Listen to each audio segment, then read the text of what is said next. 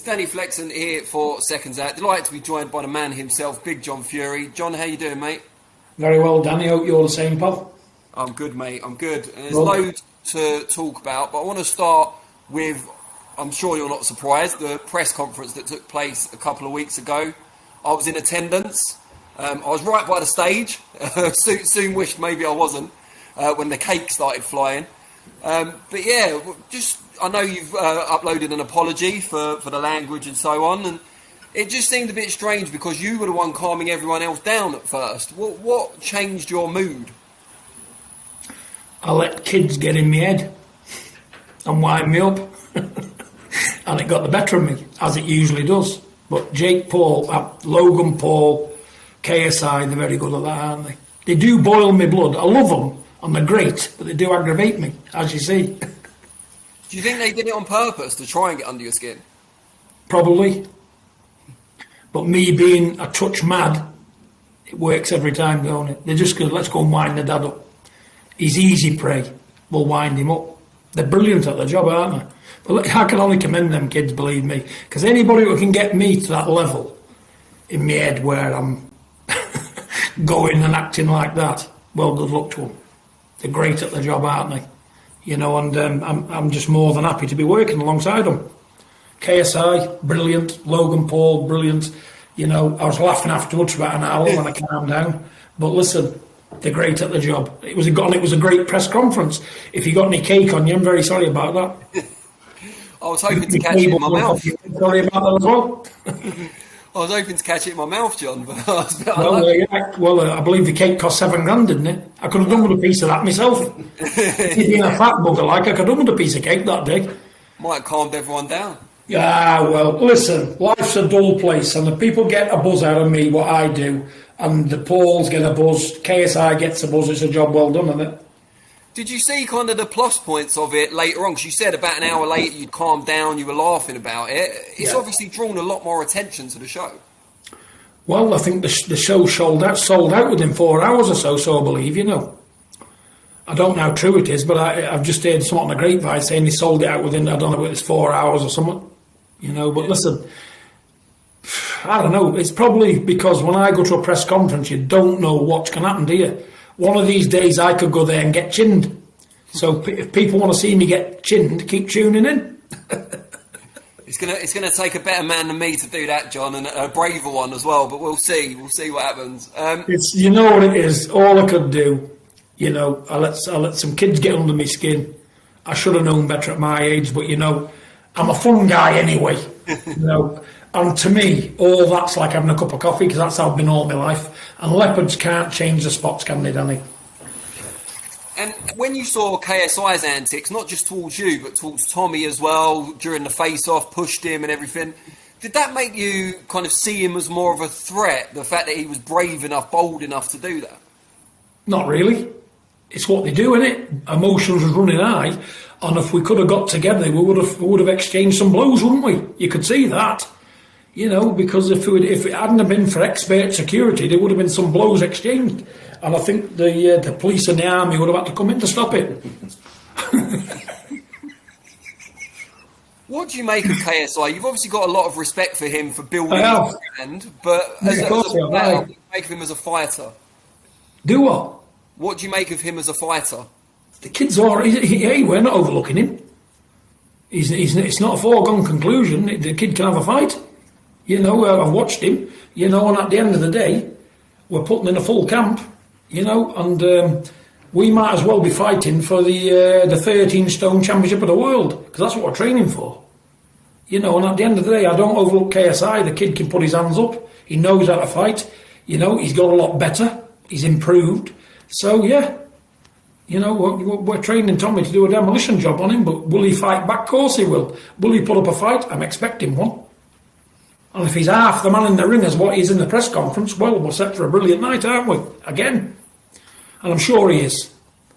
He looks a brave kid, you know. I like his brother Deji as well. I think they're great kids, me. They're bringing a lot of eyes to this game, aren't they? A lot of bums on seats. And you can only admire people what does a lot better than I do.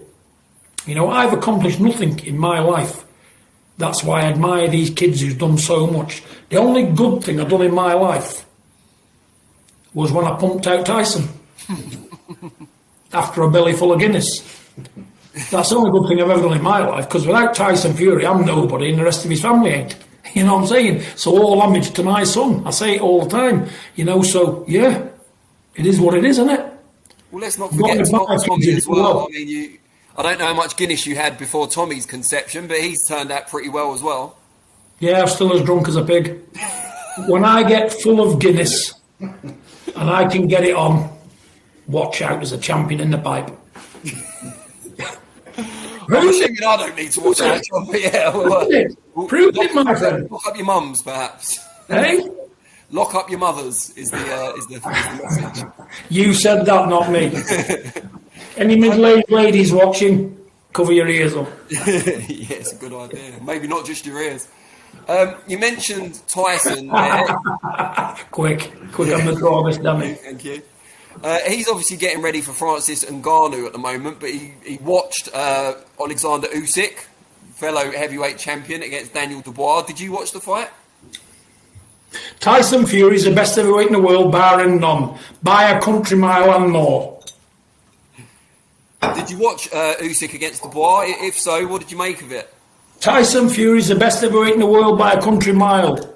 You've got eyes, you've got a brain. Use them both and you'll get the right result. Okay, just on the Daniel Dubois side, though, there's been a lot of talk back and forth, low blow, not a low blow. What's your view on it? You've probably had a few yourself. Yeah, I've had plenty of low blows. I've had plenty of kicks in the mouth.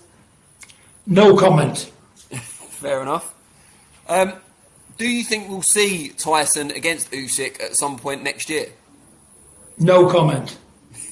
Tyson Fury is the best heavyweight in the world, barring none. He's a country mile in front of all the other heavyweights in the world today. When I see an heavyweight what can compete with Tyson at his level, I'll let you know.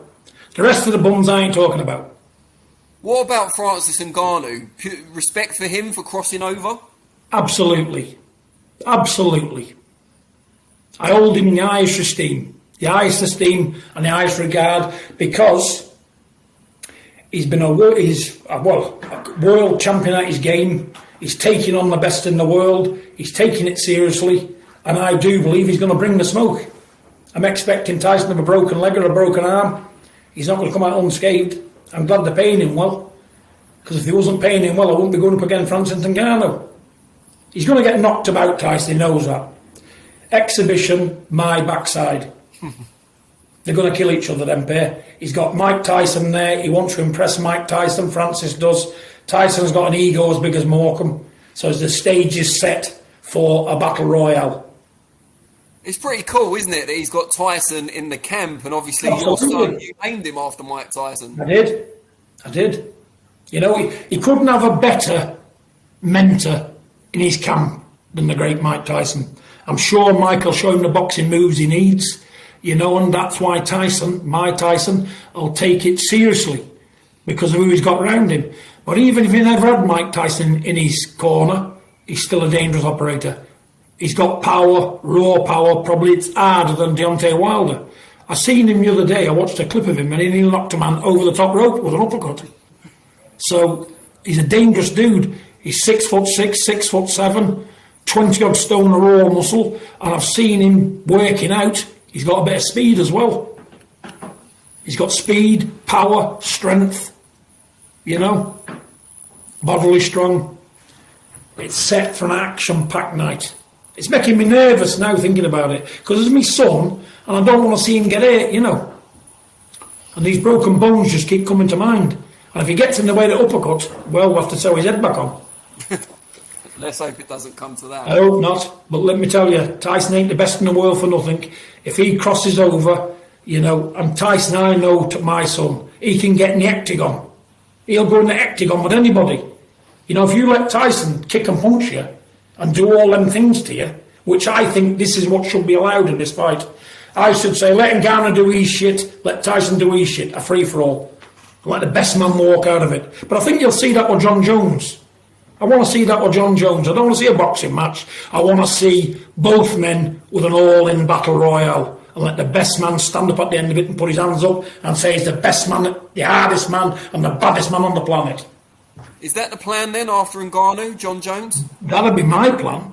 I can't speak for Tyson. I'm not his business advisor. I'm not his manager. I'm not his trainer. I'm just his father. But that's what I want to see. Go out with a bang and let the world know you're the real deal in all walks of life, not just a boxing match. And Tyson can do that because I've seen him do it. Tyson will kick your nuts up your back if you let him. He'll elbow you and give you 20 stitches in your face. He's as strong as a bull, and he'll probably bite one of your ears off as well. That mild-mannered man has got a beast inside him like you've never seen. But I've seen it being his father. The public's not seen it, because to look at Tyson, you think he's a mild-mannered man, he's just a boxing man, he's just a talented boxer. But no, he's an evil gladiator when he needs to be and wants to be. You know, and I've said that. And I'll back up what I say. But will those things come into play with Francis Ngannou? I think they will. I think they will. I don't think it's going to be a boxing match, because Ngannou's going to revert back to what he does. Tyson's going to have to pull a few stops out, get dirty himself to keep Ngannou at bay. You're not going to keep Ngannou at bay with a boxing glove, are you, and a jab in the ear or left hook. You've got to give him some of that, some of the knee, some of the nut. You've got to give him it back, haven't you? And that's what you're going to see here. And people know that. These Saudis are very clever people, and it couldn't happen in no better place. The Saudis know that they're on to a big thing here, because they know both of them are going to try and kill each other on the night. They know that. I know that, because I'm experienced in that field. And the Saudis, well, they're leading the field, aren't they? And I'm glad it's in Saudi. They deserve that fight. They deserve all the big fights, because you know what? They put the money where their mouth is. The stand-up people, it's a great country, you know. And what clever people. I commend them. Fair play. They bagged it. A topper. Will you be going over there, John, to watch it and to meet Mike Tyson as well? Let me tell you, I'd swim there. If there's no planes available, I'm swimming, and I can't swim. I'll get 2 armbands and I'll set off today. I'll be in Saudi, don't worry about that. Do you plan to speak to Mike Tyson while you're over there? Obviously someone you've looked up to. Why would I not speak to Mike Tyson? I love the guy. I'll name my son after him. If he wants to fight me on the undercard, he can. No problem. You know, I'm a fighting man. I'm old, but I'm a fighting man. He's a fighting man, he's old. We're 2 geriatrics. If he wants to fight me and I want to fight him, which I do, I've made it quite clear, and he wants to do something, we can do it. I'm not bothered. I've been knocked out before. Doesn't make any difference to me. As long as we can entertain the paying public and put smiles on their face, that's all I want to do. Because there's nothing in my life. What's in my life? If you take my children out of my life, there's nothing much to excite me. The only thing that does excite me is getting in that ring with a great like Mike Tyson or any of the rest of them. And if it can be made possible, if them people in Saudi can put it together, which I'm sure they can, I'm all ears. If it makes good business sense, obviously you're going to have to pay me well, because I'm risking my life. But there's one thing John Fury will do. I'll stand in the middle of the ring and I'll fight it out with any man. Win, lose or draw. And I'm in decent nick. I'll surprise a lot of people. But I'm not going to shoot my mouth off, because it's not about me. It's about Tommy. It's about the great Gypsy King in Saudi and Francis Ngannou. But I will never say something I wasn't prepared to back up. I'm love me or hate me, I'm a game man. I'm very game. We've talked about Tommy. I'll still fight. We've talked about Tommy. I'll fight. Sorry, I've interrupted you twice there. Don't fight me. We've talked about Tommy and Tyson. When are we likely to next see Roman Fury, your other son? When's he likely to be next out? Last out in June. Well, I was speaking to Ben Shalom a few days ago, and he's trying to get him out on the 30th. Oh, okay.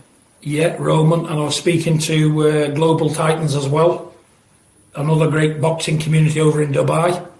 You know, and they said we're going to do something with him, so we're just waiting to hear back. You know, like I say, Ben Shalom said he can fight on the 30th. It's not penciled in. He spoke to me about it. He's in camp. He's ready to go. You know, and like I say, there's been a few exhibitions mentioned for Roman, and we'll take them all. I think Global Titans want him to do an exhibition somewhere over here or Dubai. And I just said, look, you know, I'll check it out with Ben Shalom. I'm sure Ben won't mind, and we'll go from there. I'm trying to get Roman as much experience as I can now. He's a good fighter. He needs to be out, but I don't think he's getting enough work. You know, people need to pull their socks up. This is a good kid and he can fight. He trains hard. You know, give him a chance. He's never had an amateur fight in his life. He's been boxing 18 months. You know, he's had 2-0. You know, let's just build him up and get on with it. Let's let him get him out the traps as much as we can. You know, so anybody who's interested in Roman, call me and we can do some business. Good stuff. And just finally, before I let you go, we got some predictions from you a few weeks ago, one of which was for the fight this weekend between Liam Smith and Chris Eubank Jr.